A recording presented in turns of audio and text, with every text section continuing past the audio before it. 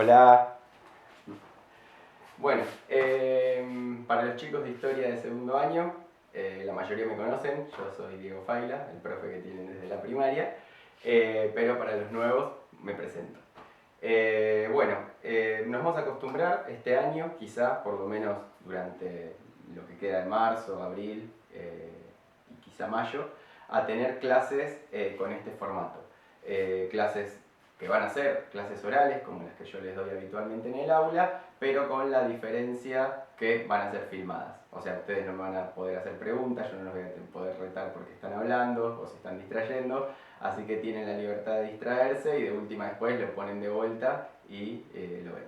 Bueno, yo les di ya un trabajito sobre la Edad Media, vieron un video, muchos me entregaron el trabajo, hay algunos que me falta que me lo entreguen. La idea va a ser entonces en la clase de hoy ver un poquito más en profundidad ese periodo de transición de la Edad Media a la modernidad, ¿sí? Bien, nosotros el año pasado vimos digamos, todo lo que es la antigüedad. Primero vimos el origen del hombre, ¿sí? El origen de los homínidos en realidad. Y luego empezamos a ver antiguas culturas de diferentes partes del planeta.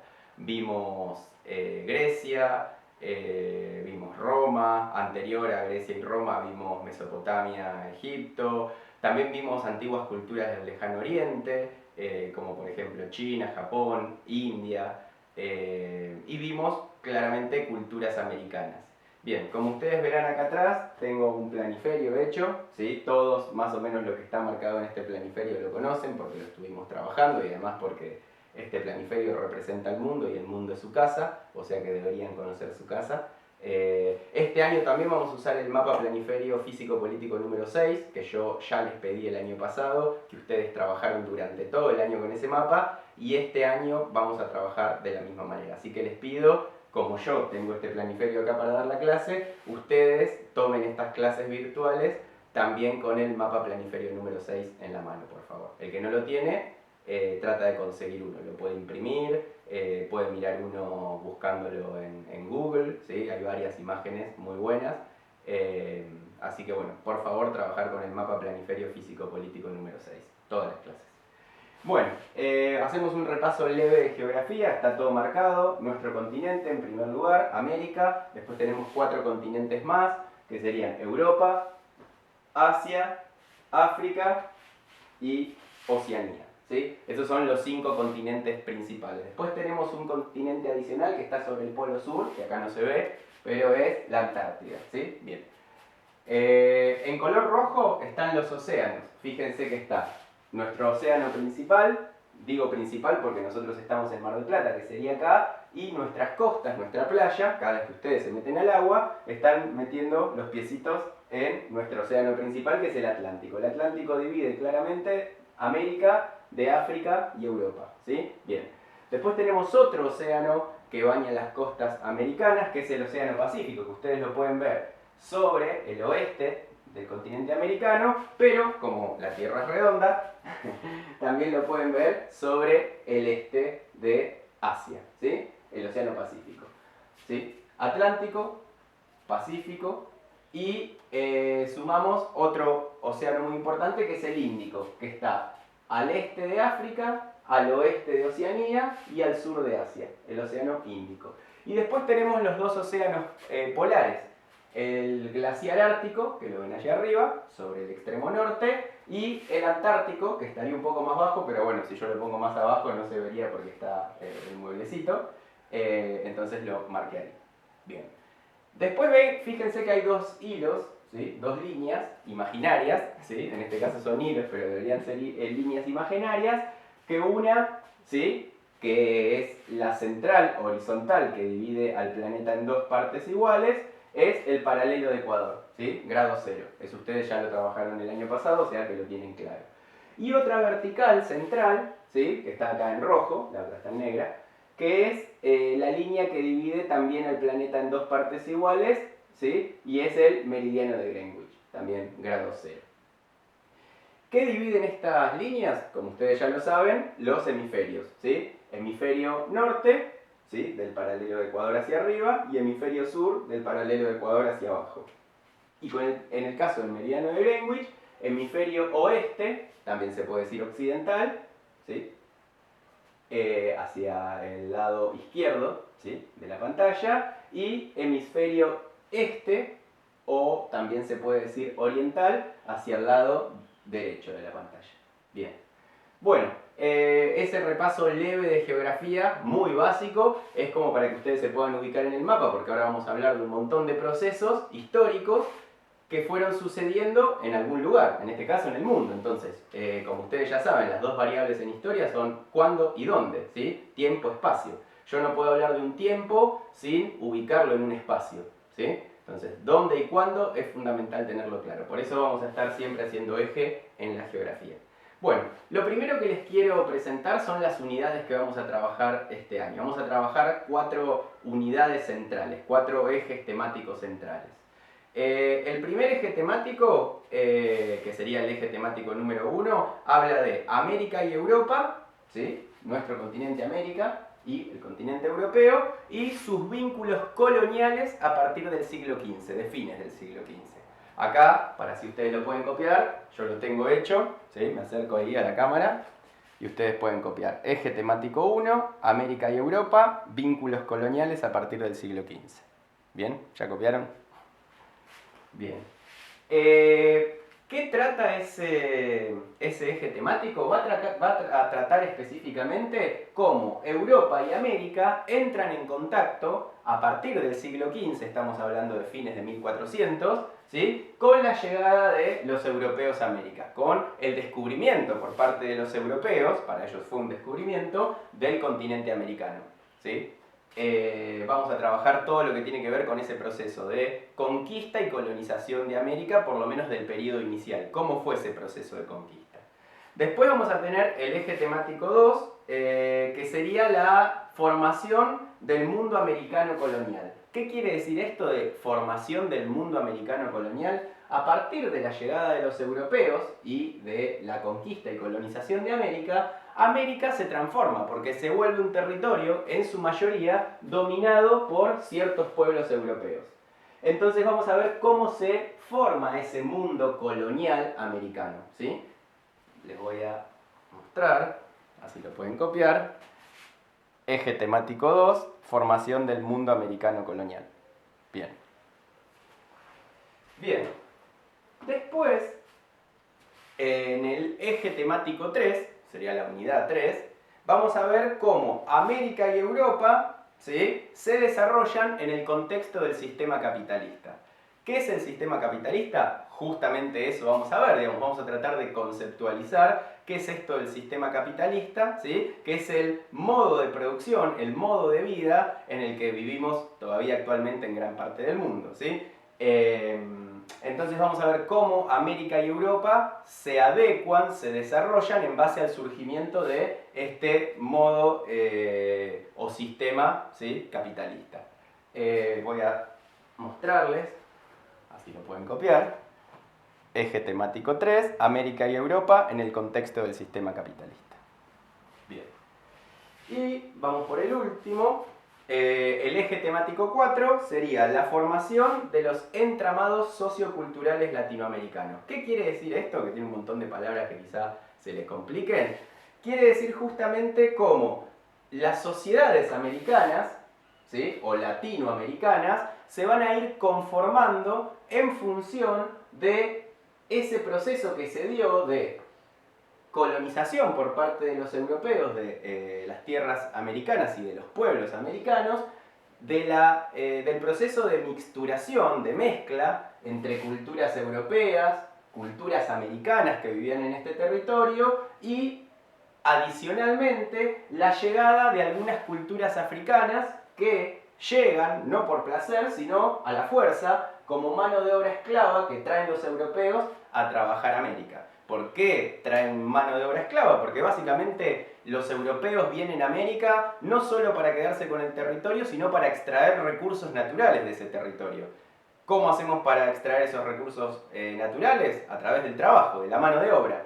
La cantidad de americanos disponibles para el trabajo no era suficiente, entonces los europeos desarrollan este modelo de esclavitud a través del cual compran esclavos en África, ¿sí? Algunas veces los cazan como animales, y los traen en barcos a trabajar en América, a venderlos a diferentes zonas de producción de recursos naturales, ¿sí? Desde plantaciones de azúcar, de cacao, de café, a la minería. Incluso en la minería, ¿sí? Que mayoritariamente trabajaba mano de obra indígena, o sea, nativo americana, también un porcentaje menor de mano de obra era justamente afroamericana, ¿sí?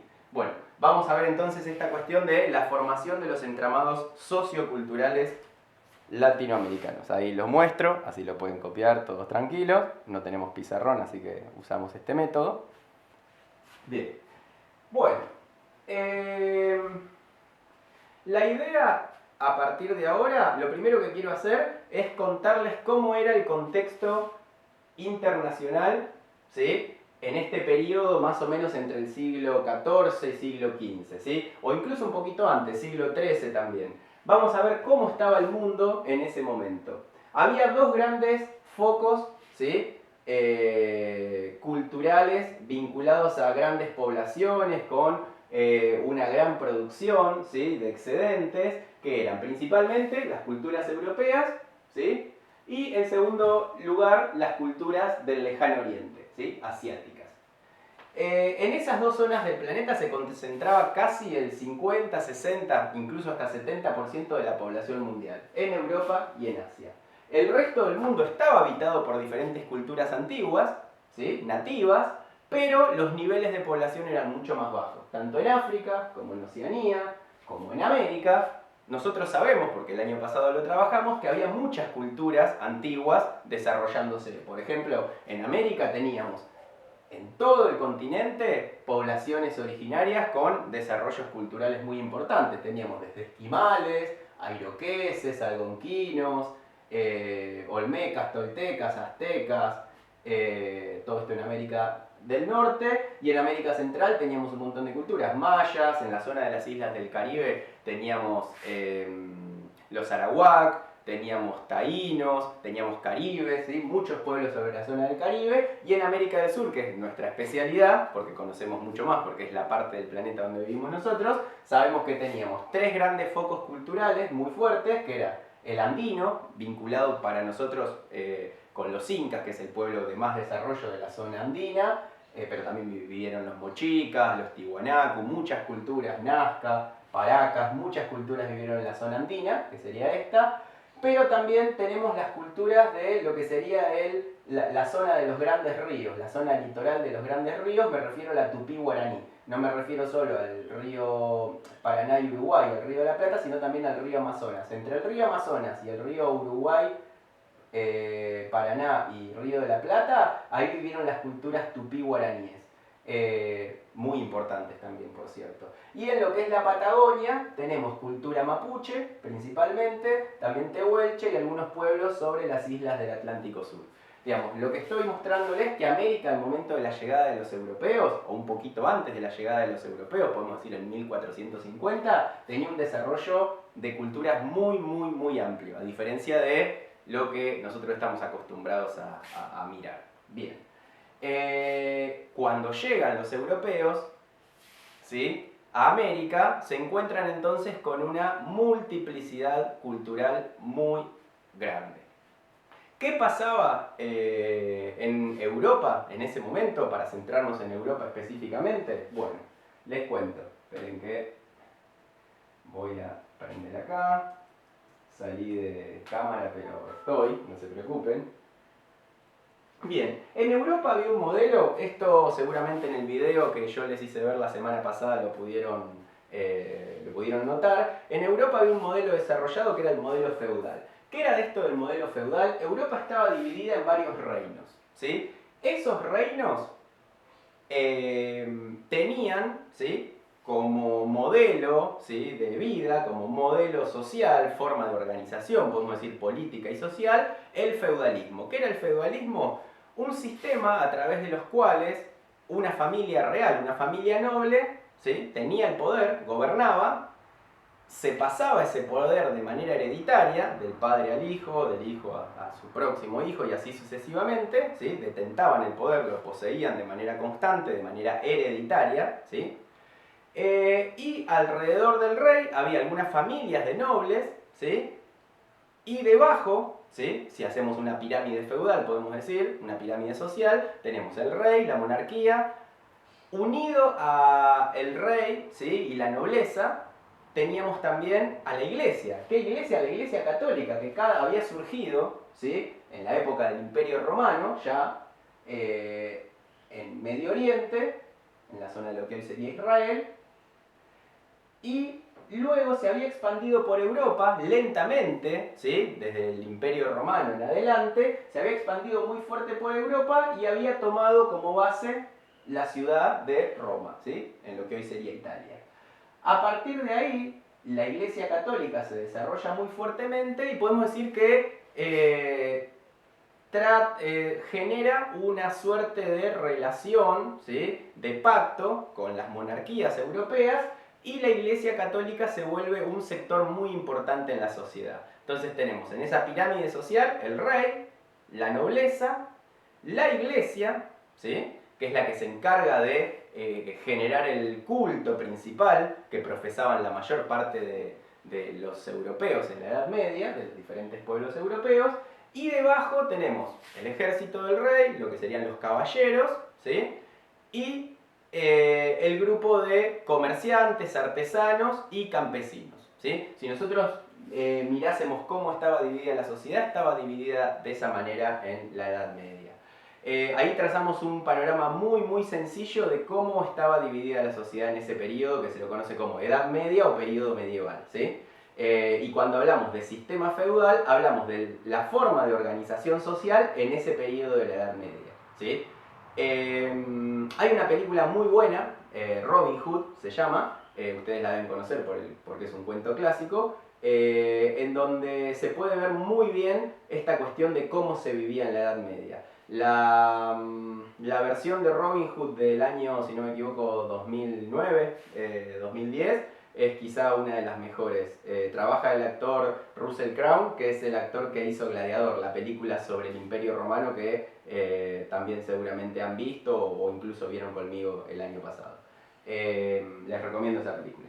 Bueno, vamos a ver qué pasaba en África y Medio Oriente, ¿sí? ¿Qué pasaba en África y Medio Oriente? Había surgido otra religión muy importante, ¿sí? Que se había hecho mayoritaria en esa zona, que podemos decir, compitiendo ya de base con el catolicismo, ¿sí? Con la Iglesia Católica. ¿Cuál era esa religión que hoy incluso sigue teniendo millones de adeptos en el mundo? El islamismo, ¿sí? La religión islámica, ¿sí? Que nosotros también los conocemos como musulmanes. La religión musulmana se había extendido también desde Medio Oriente hacia el norte de África e incluso llegó, ¿sí? Hasta parte del lejano oriente, porque en la India e incluso en el sudeste asiático se extendió el islamismo muy fuertemente. Es una religión que se extiende prácticamente en el mismo periodo que se está extendiendo en Europa, ¿sí? El catolicismo. Bien, ¿qué más tenemos para ese periodo? Bueno, entre Europa y Medio Oriente se va a dar un conflicto bélico, un conjunto de guerras que son conocidas como cruzadas, ¿sí? En el siglo XIII, a través del cual los europeos quieren ir a ocupar su tierra prometida. ¿Cuál era su tierra prometida, su tierra sagrada? Lo que hoy sería Israel, porque ahí está la ciudad de Jerusalén, que es donde supuestamente había surgido el cristianismo de la mano de Jesucristo, que es el hijo directo de Dios, el profeta del catolicismo. Esto estamos hablando justamente de religión, o sea que no lo tomamos directamente como hecho histórico científico, el tema de Jesucristo, hijo de Dios, pero sí lo entendemos como una creencia religiosa, ¿sí? Como cualquier otra creencia religiosa, que es válida para cualquier creyente que quiera aceptarla como su fe, ¿sí? El dato científico que sí podemos tomarlo como real, como verídico, es la cuestión de que en el siglo XIII los europeos van a ocupar, ¿sí? La tierra prometida, lo que hoy sería, como les dije antes, Israel, Jerusalén particularmente, y entran en guerra con